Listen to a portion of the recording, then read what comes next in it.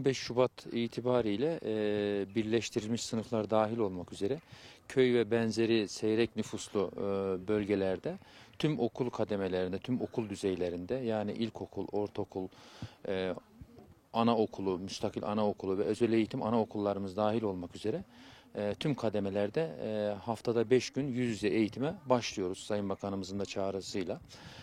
Biz de özellikle bu hafta tüm okullarımızda hazırlıklarımızı tamamladık. Ziyaretlerimizi yaptık, eksiklerimizi giderdik. Yine öğrencilerimizin ihtiyacı olan maske, dezenfektan bu ihtiyaçlarımızı giderdik, temin ettik. Şu anda bütün okullarımız eğitim öğretime hazır. Malumunuz kış ayındayız. Bu sebeple özellikle okul bahçelerimizde yoğun bir şekilde kar temizliği yapılıyor. Bu konuda da valiliğimizce sağ olsun okul bahçelerimizde temizleniliyor. Şu anda herhangi bir eksiğimiz yok. Öğretmen arkadaşlarımız ve öğrencilerimiz için okullarımızı hazır hale getirdik.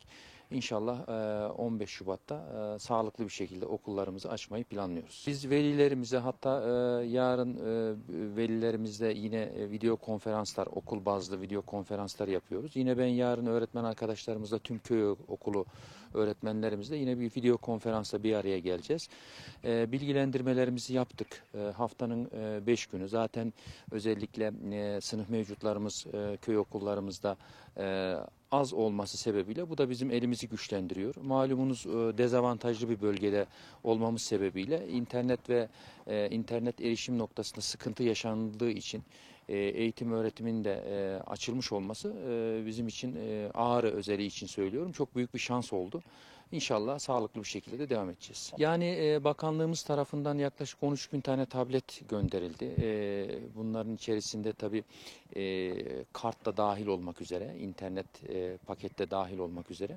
Biz bunların dağıtımını gerçekleştirdik. Bunun yanında hayırseverler tarafından bize gönderilen tabletler vardı. Yaklaşık 200-250 tane tablet de bu şekilde öğrencilerimize dağıttık. Tabii ki bu yeterli mi? En büyük problem burada internet altyapısı noktasında sıkıntımız var. Bu sebepten okulların yüz yüze eğitimi açılmış olması isabet oldu. Okulların açılmış olması açıkçası hem öğretmenlerimiz hem öğrencilerimiz hem velilerimiz hem de bizler tarafından çok heyecanla karşılandı. Yani biz de çok heyecanlıyız. Bir an önce okullarımıza bizler de öğretmenlerimizle, öğrencilerimizle bir araya gelmek arzusundayız.